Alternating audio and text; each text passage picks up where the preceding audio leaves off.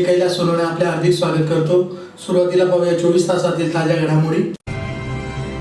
उत्कृष्ट भारत विकसित भारत या विषयावर धुळ्यात व्याख्यान संपन्न। जितेंद्र आव्हाड यांच्या पोस्टरला काळेपासून करण्यात आले जोडो मारो आंदोलन। महावीर सोसायटीत मोफत गर्भाशय व स्तन कर्करोग निदान शिबिर संपन्न। लोकसभेच्या निवडणुकीत आचारसंहितेमध्ये काय करावे व काय करू नये याबाबत पत्रकार परिषद घेऊन देण्यात आली माहिती। पारोळा रोड ते हत्तीडोह पावेतो रस्त्याच्या होणाऱ्या बेकायदेशीर कामाची चौकशी करून कारवाईची मागणी। आणि निवडणूक निर्णय अधिकारी कार्यालयामार्फत आयोजित बैठकीला एमआयएम पक्षाच्या प्रतिनिधींना आमंत्रित करण्याची मागणी।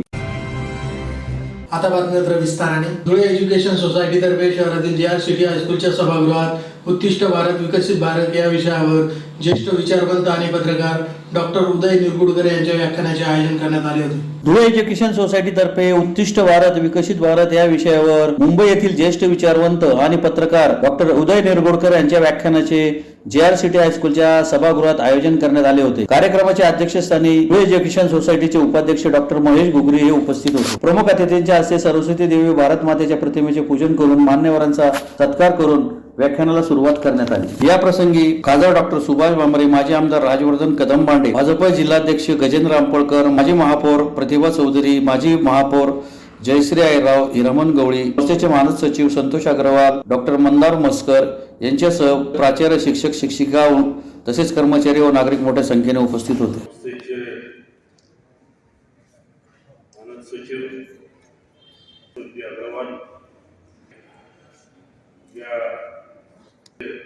प्राचार्य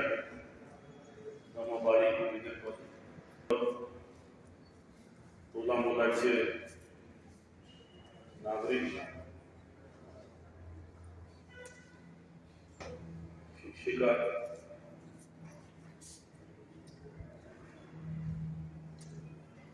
अध्यक्ष वाचन पहिल्यांदा ठरवलं, कारण जेव्हा तोला मुलाचा व्यक्ती येतो तेव्हा त्यांना ऐकणं हे आपल्यासाठी जास्त महत्वाचं असतं।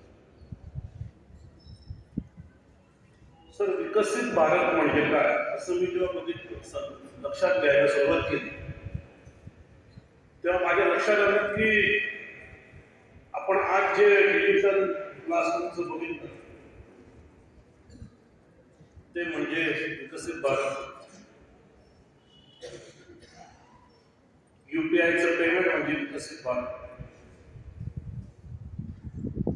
एवढंच नाही तर सर्वसामान्यांच्या आयुष्यामध्ये रोज होणारे चांगले बदल, त्यांचं आयुष्य सुखकर होणार हे विकसित भारत। श्रीम माटे म्हणायचे,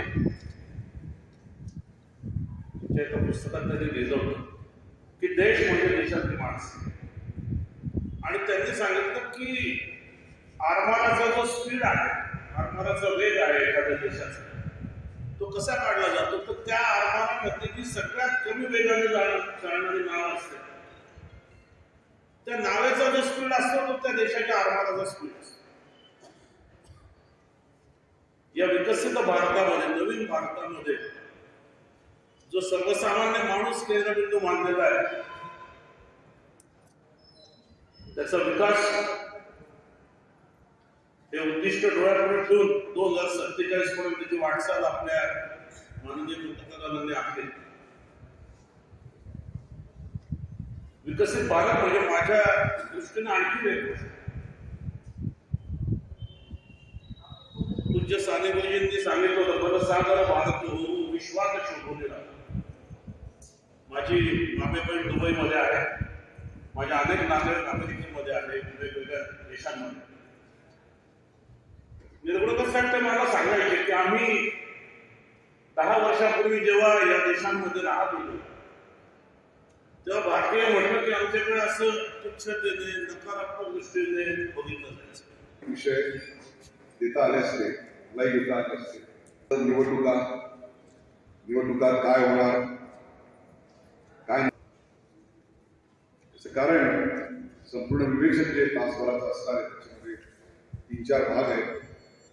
एक तर अमृत काल सुरू झाला, इथपासून पुढचे 25 वर्ष जी असणार आहेत 1947 त्याचं एक चित्र साधारणतः 1991 सालापासून 2023चा प्रवास आणि 1991 पर्यंतचा स्वातंत्र्यानंतरचा प्रवास आणि त्याच्या आधीच्या 150-200 वर्षाचा प्रवास असे ते सगळे टप्पे, त्याचे जागतिक संदर्भ, त्यात घडलेल्या घटना, त्याचे अन्वयार्थ, अनेक घटनांचे एकमेकांशी असलेले संदर्भ, काही स्फोटक अंजन घालणारी माहिती की जी आजपर्यंत शक्तीवर चालतो ती शक्ती एकालाही माहिती नसणार.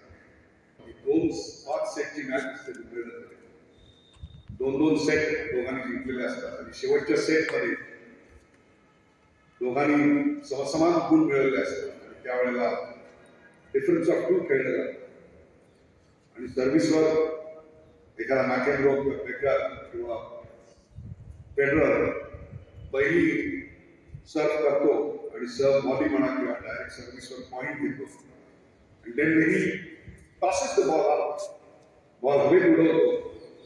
त्यावेळेला कॉमेंटेटर सांगतो he serving for match point.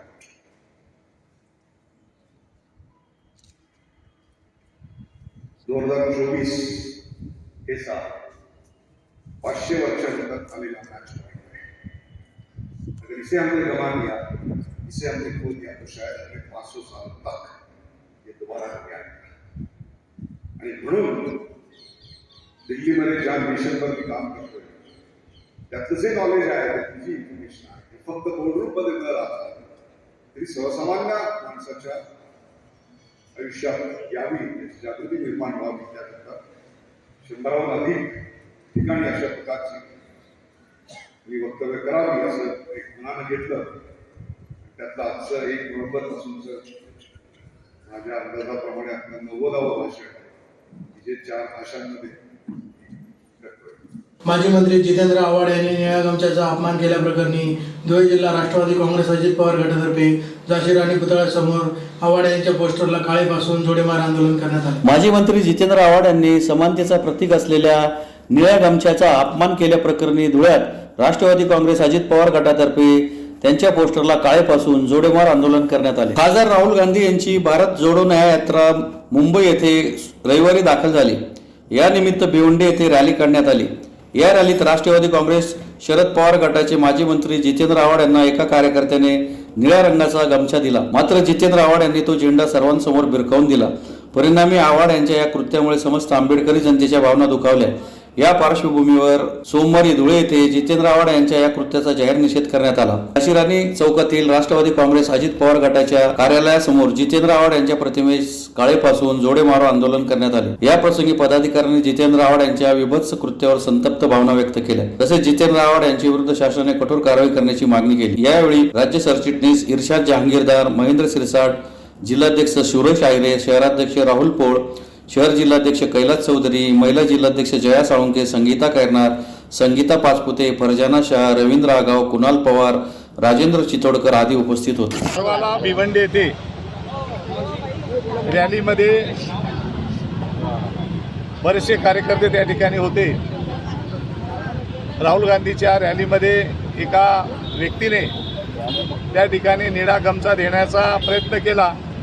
त्यावेळेला या जितेंद्र आव्हाडांनी तो गमछा अतिशय आवेशाने दूर भिरकावून लावला आणि त्याने त्या ठिकाणी निळ्या झेंड्याचा अपमान केलेला आहे. वास्तविक निळा झेंडा हा आंबेडकरी जनतेचा अस्मितेचा प्रश्न आहे. निळ्या झेंड्याने या जगामध्ये, या देशामध्ये एक वेगळी अशा प्रकारची वातावरण निर्मिती केली आहे. जगाला ज्ञान देण्याचा प्रयत्न केलेला आहे आणि या जातीवादी माणसाने अशा प्रकारचं वर्तन केलेलं आहे. आणि म्हणून आम्ही या ठिकाणी संबंध आंबेडकरी जनता आणि संबंध सामाजिक कार्यकर्ते त्याचा आम्ही निषेध करीत आहोत. या व्यक्तीच्या संदर्भामध्ये शासनाने लवकरात लवकर ॲक्शन घ्यावी, अन्यथा आम्हाला तीव्र आंदोलन करण्यास भाग पाडतील असं मी या ठिकाणी नमूद करतो. केलेलं आहे साहेब, परंतु याने डायरेक्ट दृश्य स्वरूपामध्ये तो गमछा फेकला. हजारोने लाखो लोकांनी टी व्हीवरती लाईव्ह पाहिलेला आहे. एवढा माज यांना सत्तेचा आलेला आहे. त्याच्यामुळे याचा माज उतरवण्यासाठी आंबेडकर जनतेला वेळ पडली तर रस्त्यावर उतरून त्याचा निषेध करावा लागेल. हे आणि इतर लोक त्याला माफ करतील, पण आंबेडकरी जनता कधीही त्याला माफ करणार नाही. जैन सोशल ग्रुप प्लॅटिनम तर्फे धुळे शहरातील मालेगाव रोडवरील महावीर सोसायटी येथे महिलांसाठी मोफत गर्भाशय व स्तन कर्करोग निदान शिबिराचे आयोजन करण्यात आले होते. जैन सोशल ग्रुप प्लॅटिनम तर्फे मोफत गर्भाशय व स्तन कर्करोग निदान शिबिराचे मालेगाव रोडवरील महावीर सोसायटी येथे आयोजन करण्यात आले होते. सदर शिबिर 35 ते 60 वयोगटातील महिलांसाठी ठेवण्यात आले होते. शिबिरात प्रथम वैद्यकीय तपासणी करून कर्करोगाचे लक्षण आढळल्यास स्तन कॅन्सरसाठी मेमोग्राफी तपासणी, गर्भाशयाच्या कॅन्सरसाठी पेप्समेअर तपासणी करण्यात आल्या. या शिबिराचा अनेक गरजू महिलांनी लाभ घेतला. यावेळी प्रोजेक्ट चेअरमन डॉक्टर सुधा मुथा, अध्यक्ष कल्पना सिसोदिया, स्नेहा सुराना, वंदना कुचिरिया, संगीता मुथा, डॉक्टर पूजा वापना, विजया चोरडिया, राखी पोखराना, ज्योती जैन, कविता जैन, नीता कोठारी, संगीता कोठारी, हर्षा वर्डिया व JSG प्लॅटिनम बसंगिनी टीमच्या महिला मोठ्या संख्येने उपस्थित होत्या. Coordinator, Maharashtra Region, Jain Social Group International Federation, immediate past president, JSG Platinum 2.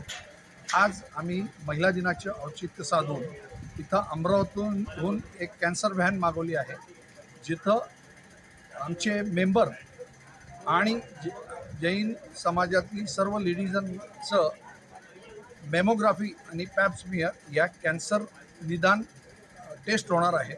Cancer निदान शिबिराचं इथं आयोजन केलं आहे. त्याचा जवळपास आमच्याकडे 200+ रजिस्ट्रेशन झालेले आहे. ही कॅन्सर व्हॅन आम्ही अमरावतीहून मागवली आहे आणि इथं आज दिवसभरात 100 आणि उद्या 100 अशा 200 टेस्ट होणार आहे. आणि याचं नियोजन JSG प्लॅटिनमतर्फे आमचे सेक्रेटरी साहेब शारुलजी सुराणा, परेशजी बाफना आणि राजू बाफना, चेतन बर्डिया, संतोष जैन, अजित चोरडिया, अजित बर्डिया असे सर्व मेंबर्स आमच्या या कार्यक्रमाला यशस्वीसाठी प्रयत्न करीत आहे. याच्यात आमचा मोठा सहभाग संगिनीचा आहे. हा कार्यक्रम संगिनीनेच राबवलेला आहे. त्याच्यामुळे या कार्यक्रमात आज आत्ता ओपनिंग झालेलं आहे. भूषण वाणी सर यांनी आम्हाला या कार्यक्रमाचं उद्घाटन केलं आणि कॅन्सरबद्दल त्यांची आपलं मनोगत आणि मार्गदर्शन आम्हाला केलं. धन्यवाद. लोकसभेच्या निवडणुका घोषित झाल्यापासून ते निवडणूक प्रक्रिया संपेपर्यंत उमेदवार आणि राजकीय पक्ष यांच्या मार्गदर्शनासाठी काय करावे आणि काय करू नये याबाबत उपजिल्हाधिकारी सीमा आयरे यांनी अप्पर तहसीलदार यांच्या कार्यालयात पत्रकार परिषद घेऊन माहिती दिली. धुळे लोकसभा मतदारसंघात निवडणुका घोषित झाल्यापासून ते प्रक्रिया संपेपर्यंत उमेदवार आणि राजकीय पक्ष यांच्या मार्गदर्शनासाठी काय करावे आणि काय करू नये याबाबत अंमलात आणावयाच्या तत्वांची उपजिल्हाधिकारी तथा सहाय्यक निवडणूक निर्णय अधिकारी सीमा आयरे यांनी अप्पर तहसीलदार यांच्या कार्यालयात पत्रकार परिषद घेऊन माहिती दिली. यावेळी त्यांनी लोकसभा मतदारसंघातील मतदान केंद्रांची तसेच त्यावर करण्यात आलेल्या सोयी सुविधांची माहिती दिली. या प्रसंगी त्यांच्यासोबत अप्पर तहसीलदार वैशाली हिंगे या उपस्थित होत्या. धुळे शहर मतदारसंघ आणि PC 02 धुळे मतदारसंघ याच्यासाठी आज पत्रकार परिषद घेण्यात आली होती. पत्रकार परिषदेमध्ये आचारसंहितेच्या संदर्भात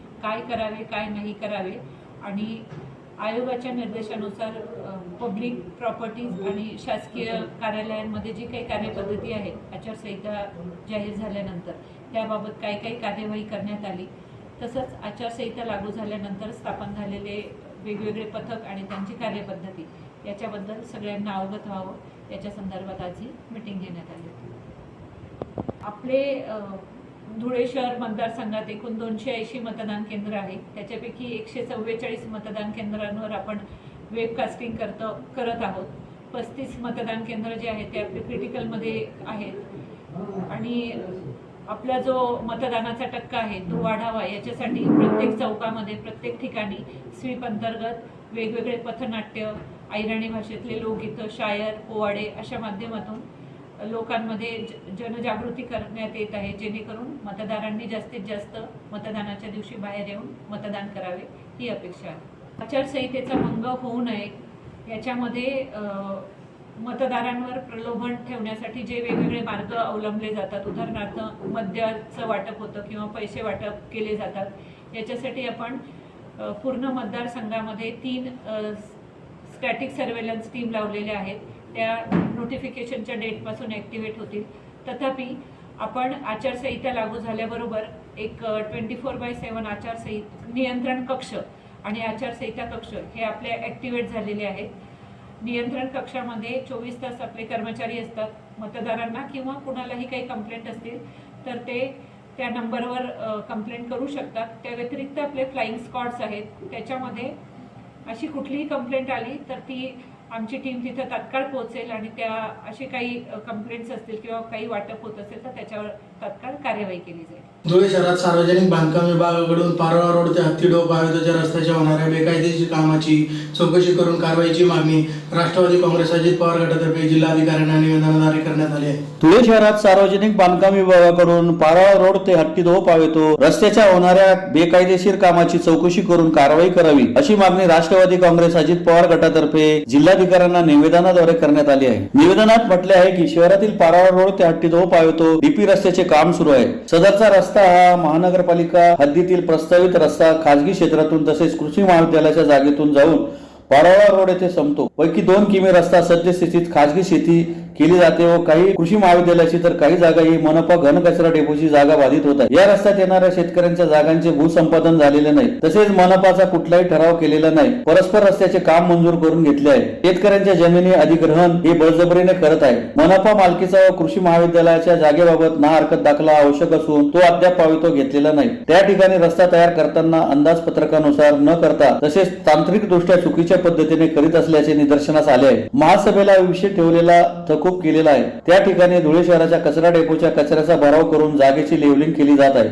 महानगरपालिकेची तसेच शेतकऱ्यांची देखील परवानगी नसताना परस्पर रस्त्यावर मनपा मालकीचा कचरा डेपोतील कचऱ्याचा भराव केला जात आहे. हे अत्यंत चुकीचे असून बेकायदेशीर असून तरी याबाबत सार्वजनिक बांधकाम विभागाच्या संबंधित अधिकाऱ्यांवर उचित कारवाई व्हावी तसेच पुढील काम करताना संपूर्णपणे चौकशी व शहानिशा करूनच पुढील काम करण्याबाबत आदेशित करावे व कायदेशीर भूसंपादन करावे लागणार आहे ते नियमानुसार भूसंपादन करूनच काम करावे. त्यानंतरच पुढील काम करण्यास परवानगी द्यावी अशी मागणी करण्यात आली आहे. यावेळी राष्ट्रवादीचे सरचिटणीस इर्शाद जहांगीरदार, राष्ट्रवादी शहर अध्यक्ष कैलास चौधरी, कार्याध्यक्ष रवींद्र रागाव, युवा जिल्हाध्यक्ष कुणाल पवार, महिला जिल्हाध्यक्ष जया साळुंके आदी उपस्थित होते. शेतकरी पुतळ्यापर्यंतचा रस्ता हा निष्कृत दर्जाचा होत असून तेथे डम्पिंग ग्राउंडचा कचरा टाकला जातोय. अशा त्या रस्त्याच्या विरोधात आज आम्ही कलेक्टर साहेबांना निवेदन दिले आणि त्याच्या विरोधात वरतीही आम्ही राज्य शासनाकडे मागणी केली की हा रस्ता चांगल्या पद्धतीने व्हावा. त्यासाठी कलेक्टर साहेबांनी स्वतः लक्ष घालून या रस्त्याची पाहणी करून तो रस्ता चांगला कसा होईल यावरती भर द्यावा अशी विनंती आम्ही कलेक्टर साहेबांना करण्यासाठी आलेलो होतो. त्यांनी रस्ता चांगला करावा असं आमची इच्छा आहे. याच्या व्यतिरिक्त दुसरा काही रस्ता बंद करा किंवा करू नये असं काही आमचं म्हणणं नाही. राष्ट्रवादी कोणतेही विकास काम होत असताना ते दर्जेदार व्हायला पाहिजे अशी भूमिका आमची आज नाही अनेक वर्ष आहे आणि पुढं पण राहणार आहे. तर आमचं ते काही रस्ता व्हायला विरोध नाही, कोणत्या विकास कामाला विरोध नाही. आमचं हे की ते रस्ता उत्कृष्ट क्वालिटीचं व्हावं, चांगल्या क्वालिटीचं व्हावं, जे अनेक वर्ष धुळेकर जनता त्याचा उपयोग घेऊ शकते त्या रस्त्याचा. पण आज आपण बघतोय की काही ठिकाणी असे रस्ते झाले की ते 10 दिवसात, 15 दिवसात, महिन्यात, 2 महिन्यात खराब झाले. आणि ह्याचं ज्वलंत उदाहरण आपल्या समोर आहे की राष्ट्रवादी काँग्रेस पक्षाने जे आंदोलन केलं होतं त्याच्यात एक इंजिनियर त्याच्या निलंबित आताच झालेले. तर आमची एवढीच मागणी की डम्पिंग ग्राउंडचा कचरा जर रस्त्यात टाकायचा अलाउड असेल तर आमची काही हरकत नाही. पण हे कोणाच्या बुद्धीला पटतं का कचरा डेपोतला कचरा रस्त्यात टाकावा? लोकांचे तिथं आमच्याशी जे फोटोज आहे, व्हिडिओज आहे, तुम्हाला दाखवले, पत्रकार मित्रांपाशी पण आहे. तर हे जर बुद्धीला लोकांचे पटत असतील की तुम्ही कचरा टाकून रस्ता बनवा तर आमची काहीच हरकत नाही. आणि जे विकास काम करतात त्यांना वाटत असेल की कचऱ्याने मी चांगला रस्ता बनवू शकतो आणि ते गॅरंटी देत असतील की रस्त्याला काय होणार नाही तर आमची काहीच हरकत नाही. धुळे एमआयएम पक्षाच्या प्रतिनिधींना निवडणूक निर्णय अधिकारी कार्यालयामार्फत आयोजित बैठकींना आमंत्रित करावे तसेच मतदान केंद्रात बदल करावे अशी मागणी धुळे जिल्हा एमआयएम पक्षातर्फे जिल्हाधिकाऱ्यांना निवेदनाद्वारे करण्यात आली आहे. धुळे एमआयएम पक्षाच्या प्रतिनिधींना निवडणूक निर्णय अधिकारी कार्यालयातर्फे आयोजित बैठकींना आमंत्रित करावे तसेच मतदान केंद्रांमध्ये बदल करावा अशी मागणी धुळे जिल्हा एमआयएम पक्षातर्फे जिल्हाधिकाऱ्यांना निवेदनाद्वारे करण्यात आली आहे. निवेदनात म्हटले आहे की लोकसभा सार्वत्रिक निवडणूक 2024 ची आचारसंहिता व निवडणुकीचा कार्यक्रम जाहीर झालेला असून त्या संदर्भात माहिती देण्यासाठी दिनांक 18/3/2024 रोजी दुपारी 4 वाजता अपर तहसील कार्यालय धुळे शहर येथे सर्व राजकीय पक्षांची बैठक आयोजित करण्यात आलेली आहे. मात्र सदर बैठकीस एमआयएम पक्षाच्या प्रतिनिधींना आमंत्रित करण्यात आलेले नाही. तसेच निवडणूक निर्णय अधिकारी कार्यालयाकडून मतदार यादी देखील देण्यात आलेली नाही. वास्तविकता धुळे शहर विधानसभा मतदारसंघातून एमआयएम पक्षाचे आमदार फारुख शाह हे लोकप्रतिनिधी म्हणून निवडून आलेले असल्याने एमआयएम पक्षाच्या प्रतिनिधींना आमंत्रित करणे आवश्यक आहे. तसेच धुळे शहराचे आमदार फारुख शाह यांनी लोकसभा निवडणुकीसाठी धुळे शहरातील मतदारांना सोयीचे राहतील असे मतदान केंद्र ठेवण्याबाबत निवेदन दिलेले होते, परंतु सदर मतदान केंद्र बदलण्याबाबत काहीही कारवाई झालेली नाही. म्हणून MIM पक्षाच्या प्रतिनिधींना निवडणूक निर्णय अधिकारी कार्यालय आयोजित बैठकींना आमंत्रित करण्यात यावे आणि Kabirganj, Hajinagar, Haji plot, Wadjai road, slaughter house ते मच्छी बाजार पर्यंत गिंदोडिया आणि दुधुडिया हायस्कूल येथे न ठेवता इतर ठिकाणी ठेवावे अशी मागणी करण्यात आली आहे. यावेळी डॉक्टर दीपश्री नाईक, सुलेमान मलिक, एजाज सय्यद, फातेमा मॅडम, रशिदा अप्पा, मालेका काटिक, अरुण काटिक, रिजवाना साईद, अकिला आसिफ आदी उपस्थित होते. आज आम्ही धुळे शहर आमदार फारुख शाह यांच्या आदेशाने जिल्हाधिकारी साहेबांना एक निवेदन देण्यात आलेले आहे. या निवेदनात आज दुपारी 4 वाजता अप्पर तहसील ऑफिस येथे विविध पक्षांच्या पदाधिकाऱ्यांना निवडणूक कार्यक्रम संदर्भात बोलवण्यात आलेले. त्यामध्ये MIM पक्षाच्या पदाधिकाऱ्यांना बोलवण्यात आलेले नाही. यापूर्वीसुद्धा निवडणूक कार्यक्रमामध्ये जे बैठकी झाली त्यामध्ये सुद्धा MIM पक्षाच्या पदाधिकाऱ्यांना बोलवण्यात आलेले नाही. त्या संदर्भात आम्ही जिल्हाधिकारी साहेबांना भेटलो आणि आम्ही तक्रार नोंदवली. त्यामध्ये आम्ही सांगितलं आहे की धुळे शहर मतदारसंघाचे प्रतिनिधी आमदार फारुख शाह साहेब करतायत. त्या अनुषंगाने MIM पक्षाच्या पदाधिकाऱ्यांना जे बी इलेक्शनच्या निवडणुकीच्या बैठका होतील त्यामध्ये बोलवणे हे एक निवडणूक पोषक वातावरण तयार करण्याबाबत एक चांगलं एक पाऊल राहणार आहे. परंतु आम्हाला असं वाटतं की आम्हाला जाणून बुजून डावलण्याचा प्रयत्न चालू आहे. या संदर्भात आम्ही मागे अप्पर तहसीलदार पाटील साहेबांना आणि प्रांत साहेबांना सुद्धा याबाबत आम्ही कळवलं होतं, परंतु त्याची दखल घेण्यात आलेली नव्हती. आज आम्ही जिल्हाधिकारी साहेबांना या संदर्भात माहिती दिली आणि त्यांच्याकडे एक निवेदनाद्वारे विनंती केली की आमच्या पदाधिकाऱ्यांना इलेक्शनच्या ज्या मिटिंगा होतील लोकसभेच्या त्यामध्ये आम्हाला सहभाग करून घेण्यात यावे. दुसरा मुद्दा असा होता की धुळे शहर हा सेन्सिटिव्ह लोकसभा आणि शहर विधानसभा मतदारसंघ हा सेन्सिटिव्ह आहे. त्यामध्ये काही असे क्षेत्र आहे की ज्यामध्ये अल्पसंख्याक बहुल भागातील मतदारांना हिंदू बहुल भागात येऊन मतदान करावं लागतं आणि काही वेळेस जे वातावरण बिघडण्याची शक्यता असते. त्यामुळे दुधोडिया हायस्कूल इथे जे मतदान केंद्र आहे ते मतदान केंद्र बदलून धुळे महानगरपालिकेचे जे शाळा आहे अल्पसंख्याक भागात जसं Kabirnagar, Hajinagar, Kazi plot, Wadje road, slaughter house, Machhi Bazar भागातील जे मतदान आहे ते AIT, Zakaria school, Habibi school, स्वेज स्कूल, आश्रम मॉडेल स्कूल, मनपा शाळा क्रमांक 25 इथं त्यांना डायव्हर्ट करण्यात यावे. म्हणजे क्लेशेसचं जे वातावरण निर्माण होते इलेक्शनच्या वेळेस, मतदानाच्या वेळेस ते होणार नाही आणि एक चांगल्या पद्धतीने मतदान प्रतिक्रिया पार पडतील असं आम्ही जिल्हाधिकारी साहेबांना विनंती केलेली आहे. पुन्हा एक नजर ठळक घडामोडींवर. उत्कृष्ट भारत विकसित भारत या विषयावर धुळ्यात व्याख्यान संपन्न. जितेंद्र आव्हाड यांच्या पोस्टरला काळेपासून करण्यात आले जोडो मारो आंदोलन. महावीर सोसायटीत मोफत गर्भाशय व स्तन कर्करोग निदान शिबिर संपन्न. लोकसभेच्या निवडणुकीत आचारसंहितेमध्ये काय करावे व काय करू नये याबाबत पत्रकार परिषद घेऊन देण्यात आली माहिती. पारोळा रोड ते हत्तीडोह पावेतो रस्त्याच्या होणाऱ्या बेकायदेशीर कामाची चौकशी करून कारवाईची मागणी. आणि निवडणूक निर्णय अधिकारी कार्यालयामार्फत आयोजित बैठकीला MIM पक्षाच्या प्रतिनिधींना आमंत्रित करण्याची मागणी. याचबरोबर श्रीराम टाइम न्यूजच्या बातमीपत्र संपले. दिवसभरातील ताज्या घडामोडींसाठी पाहत राहा श्रीराम टाइम न्यूज. भेटूया पुढील प्रसारणात. तोपर्यंत नमस्कार.